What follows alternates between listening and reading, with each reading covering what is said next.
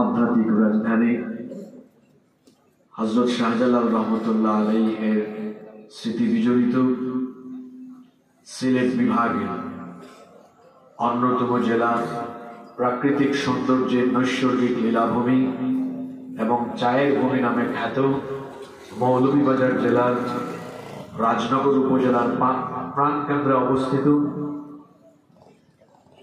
খারপাড়া মরহুম মাওলানা আব্দুর রকিব রহমতুল্লাহ আলাইহি স্মৃতি ফাউন্ডেশনের উদ্যোগে আয়োজিত 2 দিন ব্যাপী অষ্টম তাফসীরুল কোরআন মাহফিলে আজকের সমাপনী রজনীর সমাপনী অধিবেশনের মুহতারাম শ্রদ্ধাভাজন সভাপতি, মঞ্চে উপস্থিত হযরত উলামায়ে কেরাম, আমার সামনে বসা পিতৃতুল্য সম্মানিত মুরব্বিয়ানে ইমাম, যুগে যুগে আল্লাহর জমিনে আল্লাহর দ্বীন প্রতিষ্ঠায় যারা অগ্রসেনানীর ভূমিকা পালন করেছেন, আমার কলিজার টুকরা প্রিয় যুবক, তরুণ এবং ছাত্র ভাইয়েরা, পর্দার আড়াল থেকে শ্রমণরতা সম্মানিতা মা এবং বোনেরা, উপস্থিত মিডিয়ার প্রিয় কর্মী এবং সাংবাদিক ভাইয়েরা, প্রিয় খারপাড়া রাজনগর তথা আমার প্রিয় মৌলভীবাজারবাসী, আপনারা সবাই কেমন আছেন?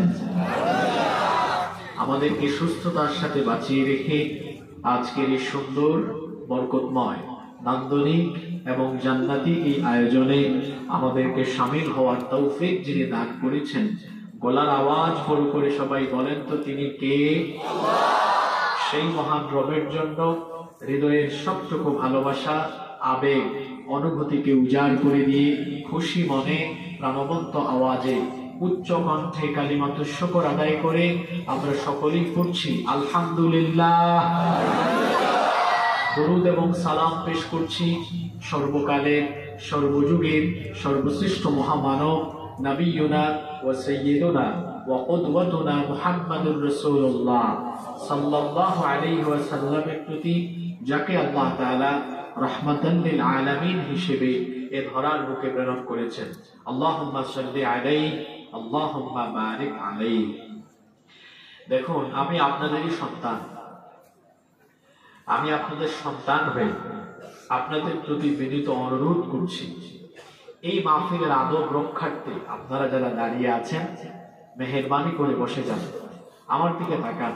গত বছর এই মাহফিলে আমাদের সাথে মোনাজাত করেছিলেন, এখান থেকে বহু মানুষ আমাদেরকে ছেড়ে চলে গিয়েছে, চলে যান নাই? কথা বলেন আপনারা। এই বছরের মাহফিলে আমরা যারা এসেছি, এটা তো আমাদের জীবনের শেষ মাহফিল হয়ে যেতে পারে। এই যে আমরা এখানে আসলাম, আজকে 2 দিন ব্যাপী মাহফিলের শেষ দিবস, কিছুক্ষণ পরে আখেরি মোনাজাত অনুষ্ঠিত হবে। এমনও তো হয়ে যেতে পারে যে আজকের এই মোনাজাতের মাধ্যমে আমাদের গুনাহ মাফ হয়ে যেতে পারে এবং এই মোনাজাতের মাধ্যমে আমাদের জান্নাতে যাওয়ার পথ সহজ হয়ে যেতে পারে ইনশাআল্লাহ। সুতরাং আমরা কেন নিজেদেরকে নেকির পথ থেকে দূরে রাখবো? এজন্য যারা দাঁড়িয়ে আছেন, ডানেও যারা আছেন, মেহেরবানি করে বসে যান। আমরা এই মাহফিলের আদব রক্ষার্থে বসে যাই। এক। দ্বিতীয় কথা হচ্ছে, আমাদের সিলেটের মানুষ ভদ্র, সারা পৃথিবী এটা জানে। আমরা তো আল্লাহর কোরআন শুনতে বসেছি। আল্লাহর কোরআনের কথাগুলো কার? আরেকটু জোরে বলা যাবে না? আল্লাহর কোরআনের কথাগুলো কার? আল্লাহর কথা শুরু হলে মানুষের কথার কোনো দাম থাকতে পারে? কোরআন শোনার আদব আসে না? রব্বুল আলামিন কোরআন শোনার আদব আমাদেরকে শিখিয়ে দিচ্ছেন। আল্লাহ তাআলা বলছেন, ইযা কুরিআল কুরআনু ফাসতামিউ লাহু ওয়া আনসিতু লাআল্লাকুম তুরহামুন। আর যখন কোরআন পাঠ করা হয়, কোরআন থেকে আলোচনা হয়, তখন তোমরা 2টা কাজ করো। 1 নাম্বার, ফাসতামিউ লাহু, দিলের কান দিয়ে আল্লাহর কোরআন শ্রবণ করো, অমনোযোগী হয়ো না। 2 নাম্বার হলো ওয়া আনসিতু, চুপচাপ হয়ে যাও, নীরব হয়ে যাও। আয়াতে আল্লাহ আমাদেরকে আদব শিখালেন 2টা। 1 নাম্বার মনোযোগী হয়ে যাও, দুই নম্বর চুপচাপ হয়ে যাও। আমরা বললাম আল্লাহ আমরা যদি এই দুইটা কাজ করি, আমরা যদি মনোযোগী হয়ে আর চুপচাপ থেকে তোমার কালাম শুনি, আমাদের কি ফায়দা হবে? আল্লাহ বলছেন লাআল্লাকুম তুরহামুন, আশা করা যায় তোমাদের উপরে আল্লাহর রহমত আসবে। জোয়ান জোয়ান ফয়েন্টর ব্যাটারি এখন ফিউজ হইছে, এটা বুড়া মানুষটা কিন্তু বলবে দুর্বল মুসলমান আমি দেখতাম পারি না। আর তোমরা খাওয়ার ক্ষমতা এমনি নেই, জোয়ান জোয়ান ফয়েন্ট এখন তো আমার মুখ চলাই দিয়েছ মাটির দই, কালোর দই বাইদি মাংস। হ্যাঁ আমি তার আগে তোরা কইলাই জোয়ান জোয়ান ফয়েন্ট রাত 3টা 4টা পর্যন্ত আমি পুরা কইলাই এনে বলবা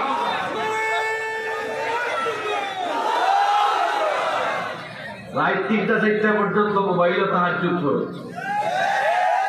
3টা 4টা পর্যন্ত মোবাইল তাহাজ্জুদ করো, আর হারাম আর জিনা ব্যভিচার ঢুক মারিয়া তোমার অবস্থা ঠিক ঠিক কি দাম পুরানোর কথা আপনি ঠিক কইলেও ঠিক, ঠিক না হইলেও ঠিক। আমরা দেশের কিছু বক্তা রয়েছে একদিন মাঝে মাঝে কইবা ঠিক কিনা ঠিক কিনা, আল্লাহর আয়াত ঠিক না বেঠিক হে হওয়ার। আমি আপনারা কেন 6 বছর মাহফিল করিয়া দিচ্ছি, ঠিক কিনা আমার মুখ থেকে হুজুর বিপদ। আপনি ঠিক বেঠিক ফতোয়া দেওয়ার খেয়ে পুরানোর আয়াত আপনি ঠিক কইলেও ঠিক, ঠিক না হইলেও আপনি ঠিক বেঠিক করার কিচ্ছু না। হইরাম জোয়ান ভাইদের ব্যাটারি গিলা ফিউজ হয়েছে, মোবাইল চালাইতে চালাইতে আর রাইট মজাক থাকতে থাকতে কালোর দই বাইতে মাংস হইছেন 8 দিন সিফার ভিতরে আমায় একবারে হলো 8বার সময় বুড়া মানুষ থেকে আরো দুর্বল হইয়া, আর যখন হে মাঠে ব্যাটির দোষ থাকে গলার সাউন্ড আরো কম, তার সাউন্ড কমবো না দিয়ে তো 3টা 4টা পর্যন্ত মোবাইলও তার যুগ করে আর জিনা বেবিচারে আর আরাম কাজে শেষ। নৌকা কুরানোর মাজমা বইছে, কুরানোর মাজমান বইছে আল্লাহর কথা হইব, রেসপন্স হইব অমরের মতো ইনো হে বই হইছে। আর যদি ইনো খালি হতা ইটা এটা কিছু আসেন জানি হ্যাঁ গান বাজনা ইনো দেখা যায় একটা খুব তাল উঠে যায়, উতলা হয়ে যায়, অথচ মুমিন উতলা হয় আল্লাহর কোরআন শুনলে। ওয়া ইযা তুলিয়াত আলাইহিম আয়াতুহু যাদাতহুম ঈমানা, কোরআন শুনলে পরে মানুষের ঈমান আরো বেড়ে যায়। আল্লাহু আকবার। মাহফিল আইছি কে যে দিলাম ঠিক ঠিক না হইয়া মাহফিল আওয়াজ দিবা, মনে করুকা হুজুরে কোরআন থেকে এমন আয়াত পড়ছেন, অর্থাৎ আল্লাহ এমন কিছু আপনাদের শোনাইরা সুসংবাদ জান্নাত, আমরা ঠিক না হয়ে হলো সুবহানাল্লাহ। এই যে সুবহানাল্লাহ কইলা সওয়াব আছে না? অথবা আল্লাহ বরত্ব বিষয়ক কোন আয়াত বা হাদিস শুনলাম আল্লাহু আকবার, ওই যে মাহফিলে সুবহানাল্লাহ কইবা আল্লাহু আকবার কইবা সওয়াব আছে। আর ঠিক কি না ঠিক ইনো কোনো সওয়াব বরং মাহফিলের আধ্যাত্মিকতা নষ্ট হই। আমরা এনো বইছি কইছিলাম আজকে সিলোটি মারতাম না, আমি তো আপনারা অনেকে ইউটিউবে শোনেন আমি কিন্তু সিলোটি ভাষায় বয়ান করি ফোকাসে, আপনারা আমার এলাকার মানুষ বড় মায়া করিয়া বললাম আমার একটু সময় দৌকা সুযোগ দৌকা কিলা ফুল মনোযোগী হইয়া। আমি আগেও বলছি যে ইনো আমি আগে 6 বছর আলোচনা করছি একরকম, আজকের পরিবর্তিত পরিস্থিতিতে আজকে আমি আলোচনা করব ভিন্ন রকম, এবং বেশিরভাগ কথাবার্তা হইব আমি আমার যুবক ভাই এবং তরুণ হলের সম্বোধন করিয়া। এখন আল্লাহর কোরআন শোনার সময় ওগাজান আমরা মাঝে আদব থাকার দরকার আছে না নি? আমরা হাসি ঠাট্টা আর গুতাগুতি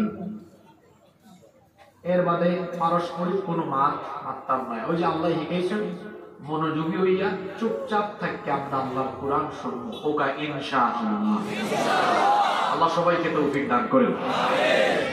আমরা কোরআনের মাহফিলে এসেছি, এই কোরআন যিনি নাজিল করেছেন বীর পুরুষের মতো শাহজালাল রহমতুল্লাহ আলাইহির রুহানি সন্তান আপনারা, শাহজালাল রহমতুল্লাহ আলাইহির রুহানি সন্তানের মতো গলার আওয়াজ বড় করে বলেন তো এই কোরআন নাজিল করেছেন কে?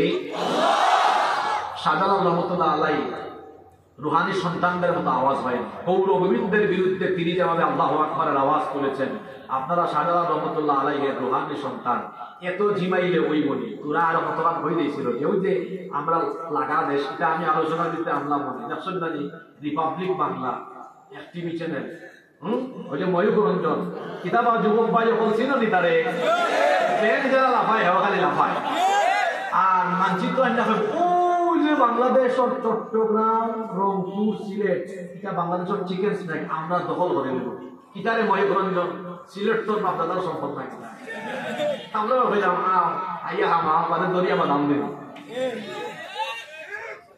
ওলান আওয়াজে আর ওলান তেজ দিয়ে ওই বলি আমরা দেশের মানচিত্রের উপরে কেউ যদি কোন নজর দেয় আমরা বইলে বলি আমরা শান্তিপ্রিয় যুদ্ধপ্রিয় নাই আমরা সেই লোকের যুদ্ধ করতাম চাই না শান্তিপ্রিয় তবে আমরা কেউ আক্রান্ত করলে আমরা তাদের সাথ দিই না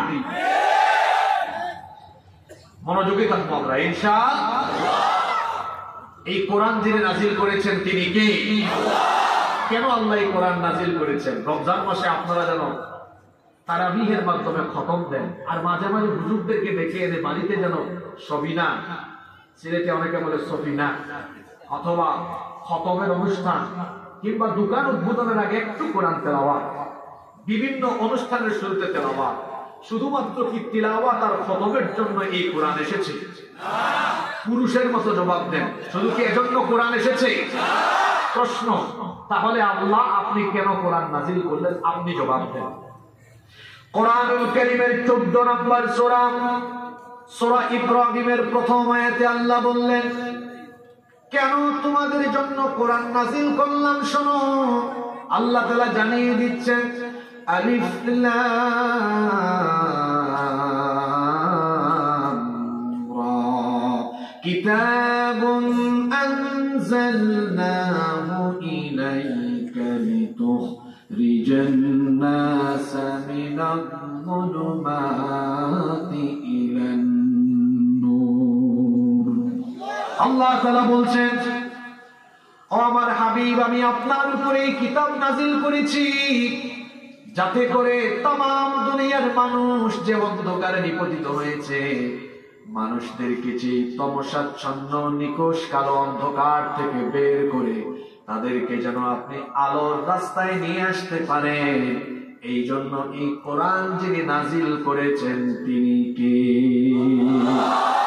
প্রশ্ন হতে পারে কিসের অন্ধকার কুফরির অন্ধকার থেকে ঈমানের আলোয় উদ্ভাসিত করার জন্য পথভ্রষ্টতার গুমরাহির অন্ধকার থেকে হেদায়াতের দিকে নিয়ে আসার জন্য জাহান্নামের পথ থেকে মানুষকে জান্নাতের পথ দেখাবার জন্য এই কোরআন যিনি নাজিল করেছেন জোরে বলেন তিনি কে কোরআন হচ্ছে কোরআনের মূল নাম এটা ছাড়াও কোরআনে কারীমের 90টার বেশি গুণবাচক নাম আছে তার মধ্যে কোরআনের একটা নাম হচ্ছে নূর জোরে বলেন তো কোরআনের নাম কি এই কিতাবকে আল্লাহ নূর বলেছেন আলো বলেছেন এই যে আজকে এই জায়গায় মাহফিল হচ্ছে 3 দিন আগে যখন এখানে স্টেজ করা হয়েছিল তার আগে এখানে আলো ছিল না রাতের বেলা হাঁটলে এখানে অন্ধকার লাগতো মাহফিল উপলক্ষে আজকে যখন লাইট দেওয়া হয়েছে এই অন্ধকার জায়গা আলোকিত হয়েছে কোরআন আসার আগ পর্যন্ত পৃথিবীর মানবতা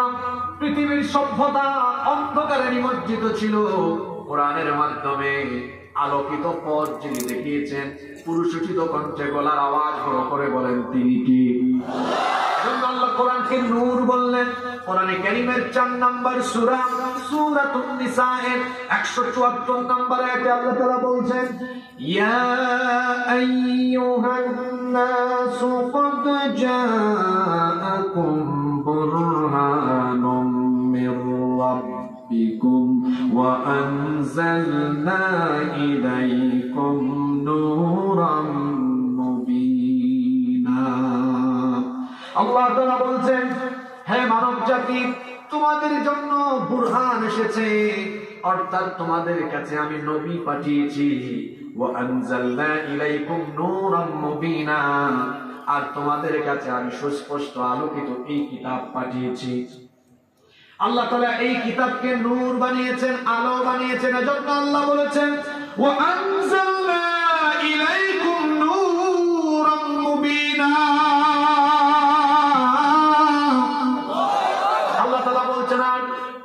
এই কিতাবকে আমি নূর বানিয়েছি কিতাবের কাছে যারা আসবে তাদের জীবন কিংবা যে সমাজ বা জাতি বা সভ্যতা আসবে তাদেরকে আলোকিত পথে যিনি আলোকিত পথে এনে যিনি জান্নাতের পথ দেখায় দিবেন তিনি কে?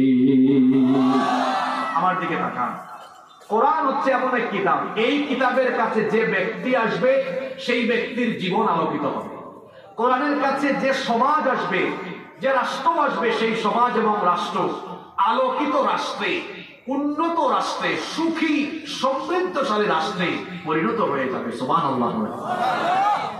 আমাদের জীবনের একটা মারাত্মক ভুল আমরা করে বসেছি, সেটা হলো এই কোরআনকে আমরা খতমের কিতাব আর ফু ছাড় ফু তাবিজের কিতাব, খতমের কিতাব। কয়টা কথা বললাম দেখেন। কোরআনকে আমরা ঝাড়ফুঁকের কিতাব, তাবিজ লেখার কিতাব, খতমের কিতাব বানিয়েছি। কিন্তু কোরআন কি শুধুমাত্র ঝাড়ফুঁক, তাবিজ আর খতমের জন্য আল্লাহ নাজিল করেছেন? সবাই তো বললেন না। আল্লাহ কি কোরআন শুধু ঝাড়ফুঁক, তাবিজ লেখা আর খতম দেওয়ার জন্য নাজিল করেছেন? আমরা কি করি? মরা মানুষের জন্য কোরআন পড়ি। অমুক মারা গিয়েছেন, হুজুর আপনারা আসেন, অমুক রিসালে সওয়াবের জন্য খতম করেন। এখন আপনারা আমাকে বলেন তো, কোরআন কি মরা মানুষের জন্য আল্লাহ নাজিল করেছেন না জীবিত মানুষের জন্য নাজিল করেছেন? এখন আমরা আমাদের সমাজে কোরআন জীবিতদের কাজে বেশি লাগাই না মরা মানুষের কাজে বেশি লাগাই? কিন্তু কোরআন কি মরা মানুষের জন্য আল্লাহ দিয়েছেন না জীবিতদের জন্য দিয়েছেন? এখন দেখেন, এক লোক সারা জীবন সুদ খেয়েছে, ঘুষ খেয়েছে, কোরআনের বিপরীত জীবনযাপন করেছে। সে মারা যাওয়ার পরে এবার তার বাড়িতে কোরআনের খতম হচ্ছে। আপনারা বলেন তো, যেই ব্যক্তির 60-70 বছরের জীবন কোরআনের বিপরীত পরিচালনা করলো, এই ব্যক্তির জন্য হাজার হাজার খতম দিলেও কি এই খতম তার কোনো ফায়দা কবরে আনতে পারবে? জনে বলেন, পারবে? কারণ তার গোটা জীবনের হিসাব নিলে দেখা যাবে তার জীবনের সাথে কোরআনের কোনো মিল। আমি বলছিলাম আমাদের জীবনের মারাত্মক একটা ভুল, আমরা এটাকে ঝাড়ফুঁক, তাবিজ আর খতমের কিতাব বানিয়েছি। আমার প্রিয় ভাইয়েরা, এটা ঝাড়ফুঁক, তাবিজ আর খতমের কিতাব নয়, বরং এই কিতাব হচ্ছে আমাদের জীবনের সকল দিক এবং বিভাগ পরিচালনার চূড়ান্ত এবং একমাত্র সংবিধান বা গাইডলাইন। আপনার ব্যক্তি জীবন, আপনার পরিবার, আপনার শিক্ষাঙ্গন, আইন অঙ্গন, আপনার সমাজ, আপনার দেশ কিভাবে চলবে, সব নিয়ম কানুন এই কোরআনে কারিমের ভেতরে আছে না নাই? এই যুবক ভাইয়েরা আমার দিকে তাকান। আমি খুব মেজাজি মানুষ, রাগাবেন না। এতক্ষণ খুব ভালোবাসার আওয়াজে বলেছি, আমার মেজাজ তো দেখেন। কথা বলবেন একদম ওখান থেকে ধরে এখানে আনায়া মাইকের সামনে বসাই। ফাইজলামি পেয়েছেন? জীবনে এমন কথা এখানে শুনবেন যা আগে কোনোদিনও শুনে। আপনার এলাকার খবর কি আমার কাছে নাই? এই এলাকায় কি ওয়াজ হয় সব আমি কি সব জানি না? কি কথা বলে এগুলো কি ব্রেইনের ভেতরে যায়? আমাদের এক একটা আলোচনা তৈরি করতে 400-500 ঘন্টা স্টাডি করতে হবে। আর আপনি এখানে 40 মিনিট 50 মিনিটে মূল কথা পাচ্ছেন, তবে এদিক ওদিক মনোযোগ যায়। খেয়াল করে শোনেন আমি কি বলছি। আমাদের জীবনের মস্ত বড় একটা ভুল, এটাকে ঝাড়ফুঁক, তাবিজ লেখার কিতাব, তাবিজ দেওয়ার কিতাব আর খতমের কিতাব বানিয়ে দিয়েছে। অথচ কোরআন হচ্ছে আপনার জীবন পরিচালনার একমাত্র এবং চূড়ান্ত সংবিধান। আপনার জন্ম থেকে নিয়ে মৃত্যু পর্যন্ত, আপনি চাকরি করেন, ব্যবসা করেন, রাজনীতি করেন, আপনি যাই করেন, আপনার জীবনের সব কিছু কিভাবে চলতে হবে, কিভাবে আপনি চলবেন, কি বলবেন কি বলবেন না, কি খাবেন কি খাবেন না, কোথায় যাবেন কোথায় যাবেন না, কি করবেন কি করবেন না, সব কোরআনে আছে না? এবার আল্লাহ আপনাদেরকে কি বলছেন শুনুন। কিছু মানুষ আছে তারা তাদের জীবনকে 2 ভাগ করেছে। কয় ভাগ? এরা কোরআনকে ধর্মীয় অঙ্গনে মানে, কিন্তু ধর্মীয় অঙ্গনের বাইরে, যেমন তার পরিবারে, তার ব্যবসা প্রতিষ্ঠানে, তার অর্থনীতিতে, রাজনীতিতে কোরআন মানে না। এরকম মানুষ তো আমাদের দেশে নাই। আল্লাহ এদের ব্যাপারে আয়াত নাযিল করে কি বলছেন শুনেন। কোরআনে কারীমের 4 নম্বর সূরা, সূরাতুন নিসা এর 60 নম্বর আয়াতে আল্লাহ তাআলা বলছেন, আলাম তারা ইলাল্লাযীনা ইয়াযউমুনা আন্নাহুম আমানু বিমা উনজিলা ইলাইকা ওয়া মা উনজিলা মিন ক্বাবলিক আল্লাহ তাআলা বলছেন, ও নবী, আপনি কি তাদেরকে দেখেননি যারা দাবি করে আপনার উপর আমি যা নাজিল করেছি এর উপর তারা ঈমান এনেছে, এবং তারা এটাও দাবি করে আপনার আগে নবীদের উপরে যা আল্লাহ নাজিল করেছেন সেগুলোর উপরও তারা ঈমান এনেছে। তারা দাবি করে তারা ঈমানদার, কিন্তু তাদের খাসলত হলো, তাদের স্বভাব হলো ইউরিদুনা আন ইয়াতাহাকামু ইলা তাগুতি ওয়া ক্বাদ উমিরু আন ইয়াকফুরু বিহি ওয়া ইউরিদুশ শাইতানু আন ইউদিল্লাহুম দালালান বাঈদা। এদের স্বভাব হলো মুখে তারা বলে তারা ঈমান এনেছে, কিন্তু দেখা যায় তারা বিচার ফয়সালার জন্য, সমাজ আর রাষ্ট্র পরিচালনার জন্য আল্লাহর দেওয়া এই আইন বাদ দিয়ে তাগুতের তৈরি করা আইন কানুন তারা গ্রহণ করে নিয়েছে। অথচ তাদেরকে বলা হয়েছিল তাগুতের সাথে সকল রকমের সম্পর্ক ছিন্ন করো। আল্লাহর উপর ঈমান আনার আগে তাগুতকে তালাক দিতে হবে, তার সাথে সম্পর্ক ছিন্ন করতে হবে। এজন্য আল্লাহ বলেছেন, ফামান ইয়াকফুর বিত-তাগুতি ওয়া ইউমিন বিল্লাহি ফাকাদ ইসতামসাকা বিল উরওয়াতিল ওয়াসকা লা ইনফিসামা লাহা ওয়াল্লাহু সামিউন আলীম। অতঃপর যে ব্যক্তি তাগুতকে অস্বীকার করবে, এরপরে আল্লাহর উপর ঈমান আনবে, সে এমন এক মজবুত রশিকে আঁকড়ে ধরলো যা ছিন্ন হবার না। ঈমান আনার আগে আল্লাহ কুফরি করার কথা বলেছে, আর এই কুফরি হবে কার সাথে? তাগুতের সাথে। জোরে বলেন তো কার সাথে? তাগুত তো আরবি শব্দ। তাগুত মানে কি? তাগুত হলো যারা এই পৃথিবীতে আল্লাহর জমিনের উপরে, আল্লাহর আসমানের নিচে আল্লাহর জমিনের উপরে যারা আল্লাহর দেওয়া আইন বাদ দিয়ে নিজেরা আইন বানায়, কিংবা মানুষের তৈরি করা আইন প্রতিষ্ঠার জন্য ঘাম, শক্তি, রক্ত, জীবন বিসর্জন দেয়, এরা হলো তাগুত। এদেরকে যারা অনুসরণ করে তারা হচ্ছে তাগুত এবং আউলিয়া শয়তান, শয়তানের অনুসারী। আল্লাহ বলছেন এরা বলে আমরা ঈমান এনেছি, কিন্তু দেখা যায় কোরআনের পূর্ণাঙ্গ বিধান তারা মানে না। কিরকম অবস্থা? এদের অবস্থা হলো এমন, কিছু জায়গায় কোরআন মানে, কিছু জায়গায় কোরআন মানে না। মসজিদে কোরআন মানে, মাদ্রাসায় কোরআন মানে। এদের পরিস্থিতি হলো এমন, যতটুকু যেখানে সুযোগ আছে ততটুকু তারা মানে।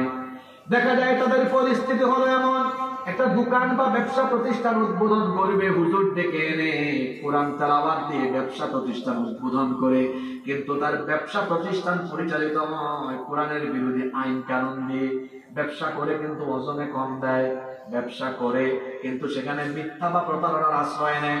কাস্টমারকে 2 নাম্বার জিনিস দিয়া 1 নাম্বার জিনিস দিয়েছি, এইরকম করে ধোঁকাবাজি করে। অথচ ব্যবসা প্রতিষ্ঠান উদ্বোধনের আগে কোরআন তেলাওয়াত করে, কোরআন তেলাওয়াত করে ব্যবসা প্রতিষ্ঠান উদ্বোধন করে, ব্যবসা প্রতিষ্ঠান পরিচালনা করে কোরআন বিরোধী আইন দিয়ে। বিবাহ অনুষ্ঠানের সময় বিয়ে বাড়িতে বিয়ের আগের দিন নাচ গান বাজনা আর গায়ে হলুদের অনুষ্ঠান করে। বলেন তো, নাচ গান বাজনা গায়ে হলুদ করা এটা কোরআনের পক্ষে না কোরআনের বিরুদ্ধে? আরো জোরে বলেন, পক্ষে না বিপক্ষে? ওরে বাপরে বাপ, আগের দিন কোরআন বিরোধী, আগের রাত কোরআন বিরোধী সব কাজ করে বিয়ের দিন এবার মসজিদের খারপাড়া মসজিদের হুজুর ডেকে এনে বলে, হুজুর বিবাহটা শুদ্ধ করে দেন, একটু খুতবা দেন। আর হুজুর খুতবায় দাঁড়ায় কোরআনের 3-4টা আয়াত তেলাওয়াত করেন। কোরআন তেলাওয়াত দিয়ে বিবাহ শুরু হচ্ছে, অথচ আগের রাতে এবং খুতবা দেওয়ার পরে কোরআন বিরোধী সকল কাজ বিবাহে আবার পরিচালিত হচ্ছে। পার্লামেন্ট উদ্বোধনের আগে কোরআন থেকে তেলাওয়াত হয়, কোরআন তেলাওয়াতের পরে স্পিকার যখন পার্লামেন্টের অধিবেশন আরম্ভ করে সেখানে আবার কোরআন বিরোধী আইন পাস হয়। এইভাবে করে সকল জায়গায় শুধু কোরআনের তেলাওয়াত জারি রেখে সকল জায়গায় কোরআন বিরোধী কাজ কারবার করে নিজেদেরকে যারা ঈমানদার হিসাবে ঘোষণা দেয়, আল্লাহ বলছেন এরা ঈমানদার নয়, এরা হলো ঈমানদার নামের টাটকা মুনাফিক। কিরকম? আল্লাহ কোরআনে কারীমের 4 নম্বর সূরা সূরাতুন নিসা এর 61 নম্বর আয়াতে বলছেন, وَإِذَا قِيلَ لَهُمْ تَعَالَوْا إِلَى مَا أَنزَلَ اللَّهُ وَإِلَى الرَّسُولِ رَأَيْتَ الْمُنَافِقِينَ يَصُدُّونَ عَنكَ صُدُودًا। আর যখন তাদেরকে বলা হয় ফিরে এসো, আল্লাহ যা নাজিল করেছেন এবং রাসূল যে তরিকা দেখিয়েছেন আল্লাহ আর রাসূলের তরিকায় ফিরে আসো, ও নবী দেখবেন তখন কিছু মানুষ পাওয়া যাবে এরা মসজিদে কিংবা কোরআনকে তেলাওয়াতের জায়গায় মানবে, কিন্তু কোরআনের আইনকে সমাজ রাষ্ট্রের সব জায়গায় মানবে না। এই জন্য কোরআনের আইনের কথা বলা হলে দেখবেন রাআইতাল মুনাফিকিনা, যারা মুনাফিক এদেরকে দেখবেন ইয়াসুদ্দুনা আনকা সুদুদা, এরা পাশ কাটিয়ে চলে যায়। তারা কোরআনের তেলাওয়াত মানে, তারা কোরআনের তেলাওয়াত করতে চায়, সফিনা করতে চায়, খতম দিতে চায়, মরা মানুষের জন্য কোরআন পড়তে চায়, কিন্তু সমাজ আর রাষ্ট্রে তারা কোরআন চায় না। এখন আপনার গ্রামে আপনার এলাকায় আপনি এদেরকে ফাইন্ড আউট করবেন কিভাবে? আপনাদের জুমা মসজিদে যদি ইমাম সাহেব খতিব সাহেব বলেন সম্মানিত মুসল্লিবৃন্দ আমাদের এই খারপাড়া মসজিদ আমরা কোরআনের আইনে চালাবো, আল্লাহর আইনে চালাবো, দেখবেন সভাপতি, সেক্রেটারি, ক্যাশিয়ার এবং মুসল্লি সবাই বলবে হুজুর আমরা আপনার সাথে একমত, আমাদের মসজিদ কোরআনের আইনে চলুক। হুজুর যদি খুশি হয়ে বলেন যে আল্লাহর আইনে, কোরআনের আইনে মসজিদ চলবে, সে আল্লাহর আইনে আমার আদালত চলবে, আইন অঙ্গন চলবে, শিক্ষাঙ্গন চলবে, সমাজ চলবে, দেশ চলবে। একটু আগে হুজুর কোরআন দিয়ে মসজিদ পরিচালনা করার কথা বলায় যেভাবে দলমত সবাই খুশি হয়েছিল, হুজুর যখন দ্বিতীয় পয়েন্টে বলবেন যে আল্লাহর আইনে মসজিদ চলবে, সে আল্লাহর আইনে সমাজ চলবে, দেশ চলবে, তখন আপনি ওই মসজিদের ভেতরেই দেখবেন আব্দুর রহমান, আব্দুল সালাম এরকম মুসলমান নামধারী অনেক ব্যক্তির চেহারা সুরত কালো হয়ে হুজুরের চাকরি খাওয়ার জন্য উঠে পড়ে লেগে যাবে। ও মাগো, দেখলানি তার খাইছিল একটু আগে কোরআন দিয়া মসজিদ চলুক জ্ঞানে চায়, কোরআন দিয়া সমাজ চলুক, দেশ চলুক, জ্ঞানে চায় না কেন? কারণ কোরআন দিয়ে সমাজ চললে, দেশ চললে টেন্ডার বাজি করতে পারতো না, রডের জায়গায় বাস তুলতে পারতো না, চুরি করতে পারতো না, ডাকাতি করতে পারতো না। এর লাগি সুরমত যারা সমাজ ও রাষ্ট্র আল্লাহর কোরআনের আইন প্রতিষ্ঠা হোক, এটা চায় না তারা। আমরা কিটা অতল লোকে না, যারা মুখ বন্ধ এরা কিটা হেরার কাছ থেকে খেলাফত লইয়া বয়াত না, কিটা মুখও ঠান্ডা পড়ছে, ভাত পারুন না। আমরা কিটা খাঁটি ইমানদার হইতাম না, মুনাফিকির বাদ লইতাম। ইমানদারের আওয়াজ হলো হইতো, আমরা ইমানদার নামে ইমান, আমরা ইমানদার নামে ইমান। ইমানদার সে জমিনের সব জায়গায় আইন চাইবে না। এই যে জুলাই আগস্টে এখানে অনেক ছাত্ররা এসেছে, তোমাদের মতো ছাত্ররা, তোমাদের মতো তরুণ যুবকরা বাংলাদেশকে তোমরা বদলে দিয়েছো। এখন এই বাংলাদেশকে পূর্ণাঙ্গভাবে বদলে দিয়ে বাংলাদেশের শান্তি আর রহমতের জন্য কোরআনের আইনের কোনো বিকল্প। এখন প্রশ্ন হলো, এখানে আমি জানি বিভিন্ন দল মতের, বিভিন্ন মসলক, বিভিন্ন তরিকার মানুষ এসেছেন, কিন্তু আমাদেরকে মনে রাখতে হবে কোরআন কোনো দলের নয়, কোরআন সমান। ঠিক তেমনি যিনি কোরআন থেকে কথা বলেন তিনিও সমান। আমি যখন ব্যক্তিগতভাবে মাহফিলে কথা বলি, মিম্বরে কথা বলি, আমি তখন কোনো দলের এজেন্ডা বাস্তবায়নকারী হয়ে কথা বলি না। আমি তখন নিজেকে এই ভূমিকায় রাখি, কোরআন যেমন সবার, একজন আলেমও সবার হওয়া উচিত। তিনি কোনো নির্দিষ্ট দলের দিকে, নির্দিষ্ট মাসলাকের দিকে মানুষকে ডাকা উচিত নয়। কোরআন যেমন সবার, একজন আলেমেরও সার্বজনীন হওয়া উচিত। আমি কি ভুল বলেছি? এজন্য আমি জানি এখানে বিভিন্ন দল মতের মাসলাকের তরিকার মানুষ আছেন, আপনারা সবাই আমার ভাই। আজকে আমরা এই বিষয়টা কোরআন থেকে জানবো। আমি সূরা নাম্বার, আয়াত নাম্বার বলবো, বাড়িতে গিয়ে এগুলো মিলাবেন। আজকে আমরা জানবো কেন একটি রাষ্ট্রে, একটি সমাজে আল্লাহর আইন, কোরআনের আইন দরকার। একটি রাষ্ট্রে কেন কোরআনের আইন। আজকে আলোচনার বিষয় কি সবার কাছে ক্লিয়ার? কি বললাম? কি কিতাব আপনাদের দিকে মুখে দি মাঠ মারন না, খেলে কি দেশ আল্লাহর আইন দরকার। কোনটা বলে আমি আজকে 12টা কারণ করি। কয়টা কারণ? আমার মন মতো একটা কারণ করতে না, সব আল্লাহর কোরআন থেকে পাই ইনশাআল্লাহ। তাহলে সমাজ বা রাষ্ট্র ব্যবস্থায় আল্লাহর আইন দরকার, আছে না নাই? এক নাম্বার কারণ, পৃথিবীতে মানুষ যত আইন বানায়, আইন রচনা করে, আমরা মানুষ হিসাবে মানবিক দুর্বলতা আমাদের মধ্যে আছে না নাই? মানবিক দুর্বলতার কারণে আইন প্রণয়ন করতে গিয়ে আমাদের ভুল হতে পারে, আমাদের ত্রুটি বিচ্যুতি হতে পারে, অথবা জটিলতা থাকতে পারে। কিন্তু আপনারা বলেন তো, মহান আল্লাহ কোন ত্রুটি বিচ্যুতি বা দুর্বলতা কি আছে? জোরে বলেন আছে? মনে করেন আজকে আমি বাংলাদেশের ক্ষমতায়, আমি কিছু আইন বানালাম, 10 বছর পরে আরেক ব্যক্তি এসে মনে করলেন হাসিবুর রহমানের বানানো আইনগুলো এগুলা খুব একটা যৌক্তিক না, তখন তিনি ওইটা কি করলেন? বাদ দিলেন, সংশোধন করলেন। কারণ আমরা মানুষ, আমাদের ভুল ত্রুটি হতে পারে। আর আরো জরুরি কথা হলো এই, মাঝে মাঝে এমনও হতে পারে অযোগ্য, অপদার্থ, কাণ্ড জ্ঞানহীন ব্যক্তিও আইন প্রণয়নের ক্ষমতা পেয়ে এমন আইন বানাতে পারে যে আইনের কারণে গোটা জাতি ধ্বংস হয়ে যেতে। কিন্তু আপনারা বলেন তো, মহান আল্লাহর কি এমন কোন গুণ আছে যে তিনি ভুল করেন, ত্রুটি বিচ্যুতি করেন, তার দুর্বলতা আছে? নাউজুবিল্লাহ, এরকম কি কোনো বিষয় আছে? তাহলে মানুষের জন্য, এই জমিনের জন্য মানুষের আইন কল্যাণকর না আল্লাহর আইন কল্যাণকর? কেন আল্লাহর আইন কল্যাণকর?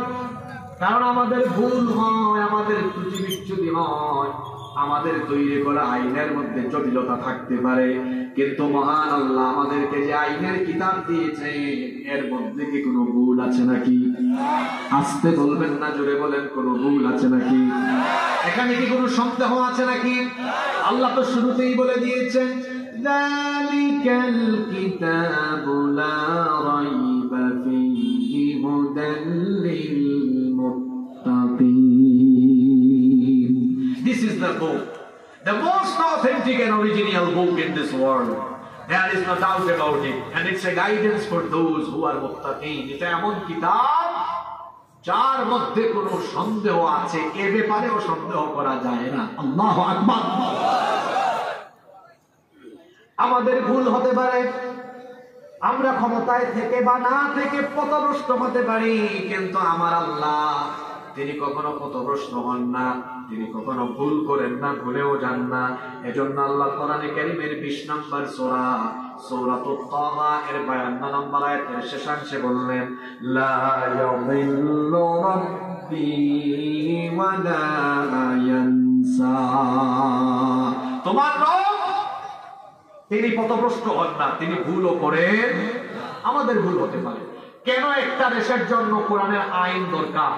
কারণ কোরআন হচ্ছে অপরিবর্তনীয় একটি কিতাব। এটা নাজিল হয়েছে আজ থেকে 1500 বছর আগে। 1500 বছর আগে নাজিল হয়ে আজকে পর্যন্ত আপনারা বলেন তো, কোরআনে কারীমের একটা অক্ষর তো দূরের কথা, নুকতা কি পরিবর্তন হয়েছে? কথা বলেন, হয়েছে? পরিবর্তন হওয়ার কোন সম্ভাবনা আছে? বাংলাদেশের সংবিধান এই পর্যন্ত সংশোধন হয়েছে কয়বার? 16 বার সংশোধন হয়েছে। এই যুবক ছেলেরা, ছাত্ররা শোনো, 71 সালে দেশ স্বাধীন হয়েছে, 24 সাল পর্যন্ত দেখো 53 বছরে তারা নিজেরা আইন বানায়, এটারে আবার বাতিল করে জোড়া লাগায়। এখনো পর্যন্ত কয়বার হয়েছে? জোরে বলে ছাত্ররা, আজকে ছাত্ররা কথা বলো, তোমাদের সাথে আজকে জরুরি কথা। কতবার হয়েছে? 1 2 3 4 5 3 4 5 6 7 8 9 10। এই যে এখানে আমরা 10 জন আছি, আমার দিকে তাকান। ওনাকে দায়িত্ব দিলেন আপনি আমাদের রাজনগর চালান। উনি এবার নিজে একটা আইন বানালেন, রাজনগরে চুরি করলে এই শাস্তি, ডাকাতি করলে এই শাস্তি, রাজনগরে ফৌজদারি এই আইন, দেওয়ানি এই আইন। 5 বছর রাজনগর চালাইলেন, তারপরে উনি দায়িত্ব পাইলেন। উনি দেখলেন, হায় হায় হায়, আমি যাদেরকে নিয়ে পাশ করছি, আমার বলে অনেকে চোর আছে, এই চোরদেরকে চুরি করা সুযোগ একটু দেওয়া উচিত। উনি ওনার আগের সরকারের আইন কিছুটা রহিত করলেন, কিছু বাদ দিলেন, কিছু আবার জোড়া লাগালেন। তারপর উনি সুযোগ পাইছেন, উনিও জোড়া লাগান, উনিও বাতিল করেন। আমি সুযোগ পাইলাম, জোড়া লাগালাম, বাতিল করলাম, এরকম এরকম চলতে থাকলো। তাহলে বুঝাতে চাইলাম মানুষের হাতে আইন প্রণয়ন, আইন সংবিধান পরিবর্তনের সুযোগ দিলে সে তার নিজের ইচ্ছা মতো, খুশি মতো, নিজের ক্ষমতার স্বার্থে, দলের স্বার্থে আইন বাতিল করে আইন জোড়া লাগায়, আবার ওনার কাছে চলে যান। ওই ওনার কাছে আপনি রাজনগর চালান, কিন্তু খবরদার আপনি নিজে আইন বানাতে পারবেন না, এই নেন আইন কোরআন, এটা দিয়ে চালান। উনি শেষ করে আপনিও আইন বানাতে পারবেন না, এটা দিয়ে চালান। উনি চালাইলেন, আমি চালাইলাম, একেবারে উনি পর্যন্ত গেল। ব্যক্তির পরিবর্তন হলো, আইনের কোন পরিবর্তন। যদি বলেন আইনের কোন পরিবর্তন, বলেন তো আপনারা একটা দেশের শান্তির জন্য, সুখের জন্য আগে যে সিস্টেম করলাম, উনি আইন বানায়, উনি আইন বানায়, মানুষের তৈরি করা আইন ভালো না অপরিবর্তনীয় কোরআনের আইন ভালো? যদি বলেন এই বাংলাদেশ পরিবর্তন হয় না কেন? ৭১ থেকে নিয়ে ২০২৪ সাল পর্যন্ত বহু ওয়াজ মাহফিলে আমরা ওয়াজ করেছি, আমরা মসজিদের মিম্বরে বহু বক্তব্য রেখেছি। আমাদের ওয়াজ নসিহতে পরিপূর্ণভাবে আমরা মানুষকে অন্যায় অপরাধ থেকে ফিরিয়ে আনতে পারছি না। এর কারণ হলো আমরা কোরআন থেকে শুধু ওয়াজ করতেছি, কোরআনের বিধান রাষ্ট্রীয়ভাবে কায়েম করতে পারি না। আমরা আইন তৈরি করার দায়িত্ব মানুষের হাতে, শাসকদের হাতে তুলে দিয়েছি। আর তারা যখন আইন বানায়, তারা তাদের দলের স্বার্থে, তারা তাদের কর্মীর স্বার্থে, নিজের ক্ষমতার স্বার্থে আইন বানায়। এই আইন দিয়ে মানুষের ভাগ্য বদলাবে না। মানুষের ভাগ্য বদলানোর জন্য আল্লাহর দেওয়া কোরআন দিয়ে যতদিন পর্যন্ত এই দেশ পরিচালিত হবে না, ততদিন পর্যন্ত এই দেশে কোনো শান্তি পাওয়া যাবে না। কোরআনের আইন কেন দরকার? পয়েন্ট কিন্তু মনে রাখা লাগবে। এটা পরীক্ষার প্রশ্ন দিলে মানুষ শিক্ষা যায় কোন আলোচনা। ১ নম্বর পয়েন্ট আমি তুলা পাতে সবক হইলাম, ও জাকাত নিয়ে সবক কোয়া লাগে। ১ নম্বর পয়েন্ট হইল এর লাগি কোরআন আইন দরকার, কারণ কোরআনের আইন ইকান সেবার বদলাইতে পারে। কিন্তু আমার আইন খাই আইজ গেলানি এর সৎকা কুই আয়াত বানাইলা তুরা আইন, বাদে হাসিনা ভাই ইয়া বদলাইলা, বলে বাদে খালেদা ভাই বদলাইলা, ওলা খালি বদলা বদলিও চলে। আগামীতে দেখে আইবা ইয়া কত বদলানি বদলাইবা। আর যদি আল্লাহর দেওয়া আইন থাকে, ইকান বদলানির কোন ক্ষমতা পৃথিবীর খেল। আমার আপনার চুরির যে শাস্তি, কারণ আপনার চুরির সেই শাস্তি, শাস্তির কোন পরিবর্তন। তাইলে কোরআনের আইন এর লাগি দরকার, কারণ কোরআনের আইন হইল অপরিবর্তনীয়। জোরে বলেন তো, কোরআনের আইন আর মানুষের আইন। নাম্বার 2, মনোযোগ আছে নি আপনারা? তোরা পথে সবক লই। নাম্বার 2, রাষ্ট্র ব্যবস্থায়, রাষ্ট্র পরিচালনায় কোরআনের আইন এই জন্য দরকার, কারণ একটি রাষ্ট্র পরিচালনার জন্য যত ধরনের আইন, নিয়ম, নীতি দরকার, সকল আইন কানুন, নিয়ম, নীতি এই কোরআনে আছে না নাই? যুদ্ধের টাইমে কি করবেন? আপনার দেশের গরিব মানুষের গরিবী হালত দূর করার জন্য কি করবেন? আপনার দেশের বেকারত্ব কিভাবে দূর করবেন? আপনার দেশের স্বরাষ্ট্র নীতি, পররাষ্ট্র নীতি, যুদ্ধ নীতি, বন্দী নীতি, সকল নীতিমালা কিরকম হবে? সব নীতিমালার মূল নীতি কোরআনে আছে না নাই? রব্বুল আলামিন কোরআনে কারীমের 16 নম্বর সূরা সূরাতুন নাহলের 89 নম্বর আয়াতের শেষাংশে বলছেন, ওয়ানাজ্জালনা আলাইকাল কিতাবা তিবয়ানাল লিকুল্লি শাইইন ওয়া হুদান ওয়া রাহমাতান ওয়া বুশরা লিল মুসলিমিন। আর আমি তোমার জন্য, আর আমি আপনার উপরে হাবিব এমন এক কিতাব নাজিল করেছি, মানুষের জন্য যত কিছু দরকার সবকিছু এই কিতাবের ভেতরে দিয়েছি। অন্য আয়াতে আল্লাহ বলেছেন, মা ফাররাতনা ফিল কিতাবি মিন শাই, কোনো কিছু আমি কিতাবের ভেতরে বাদ দেই নাই। মানুষের জীবনে যত সমস্যা আছে, সকল সমস্যার সমাধানকারী গ্রন্থ এই কোরআন যিনি দিয়েছেন তিনি কি? সমাধান চাও যদি জীবনে মরণে, ফিরে যাও খুঁজে নাও, চোখ রাখো কোরআনে। সমাধান চাও যদি জীবনে মরণে, ফিরে যাও খুঁজে নাও, চোখ রাখো কোরআনে। আল্লাহু আকবার। কারণ আপনার রাষ্ট্র পরিচালনার জন্য যা যা দরকার সব কোরআনে আছে না? নাম্বার 3, 3 নাম্বার, কোরআনের আইন এই জন্য দরকার, এই বিশ্বে যত সৃষ্টি আছে সকল সৃষ্টির একমাত্র স্রষ্টা কে? আপনারা হোক আছে যেই বানাইছই, যেই হকলতা বানাইছই, সবটা চলবো কিনা তাই বালা জানবা না আমরা বালা জানবো? পাবেন না কেন আপনারা? এই আসমান কার, জমিন কার, আমরা কার? আসমান জমিন আল্লাহ, এই জমিন এই রাজনগরও আল্লাহ, আর ভাড়াও আল্লাহ। ভাড়া আর রাজনগর কিরাম চলবো এখানে আমরা, এখানে আল্লাহ থেকে আমরা ভূত বলা বুঝি না কিনা? পাবেন না কেন? এর লাগে আল্লাহ আলাহুল খালকু ওয়াল আমর, সৃষ্টি যার, আইন চলবো, সৃষ্টি আল্লাহ, আসমান আল্লাহর, জমিন আল্লাহর, আইন চলবো আপনার বাপ দাদার, আপনার ভাই বোন না কিনা? মাতুকা সৃষ্টি কার? আসমান কার? জমিন কার? আইন চলবে কার? এজন্য আল্লাহ বলেছেন ইনিল হুকমু ইল্লা লিল্লাহ, হুকুম একমাত্র চলবে আল্লাহ।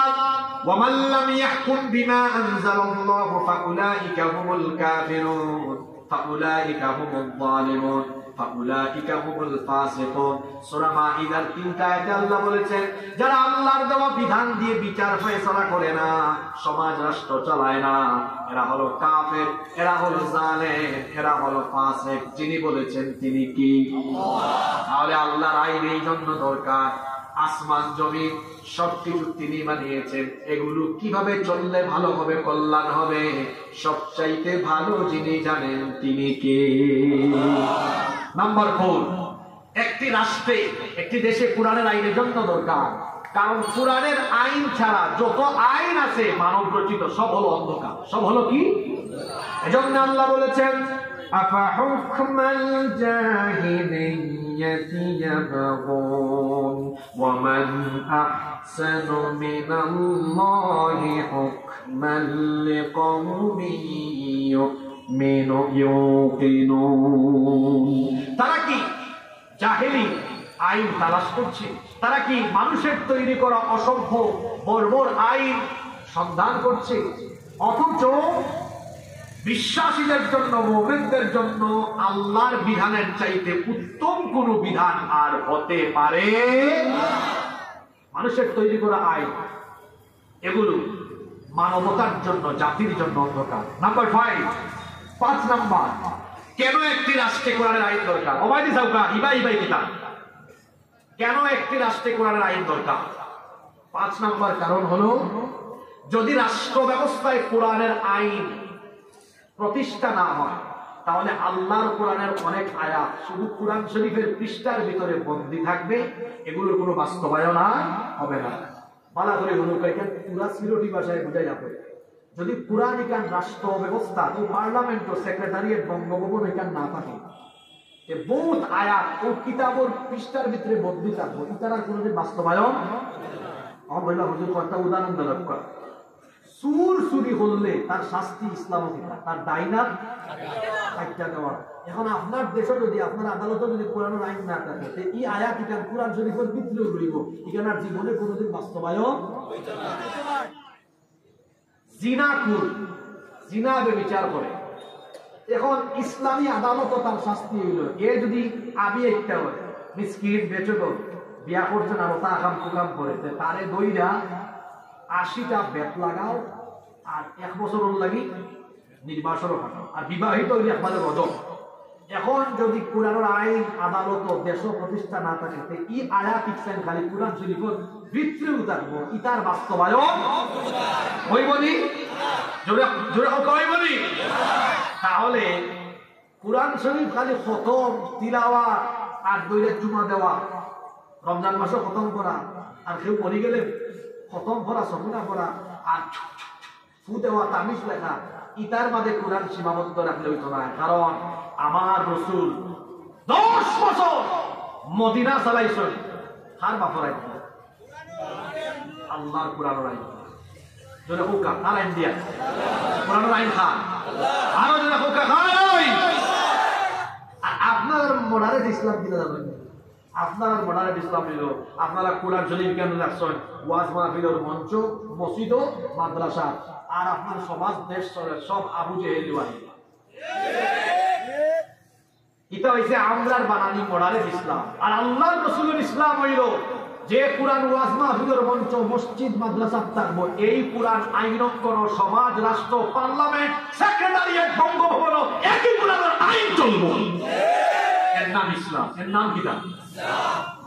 তাহলে রাষ্ট্র ব্যবস্থায় কোরআনের আইন এই জন্য দরকার। যদি রাষ্ট্র ব্যবস্থায় কোরআন প্রতিষ্ঠা না হয়, অনেক আয়াত কোরআন শরীফের ভেতরে ভর্তি থাকবে, বাস্তবায়ন।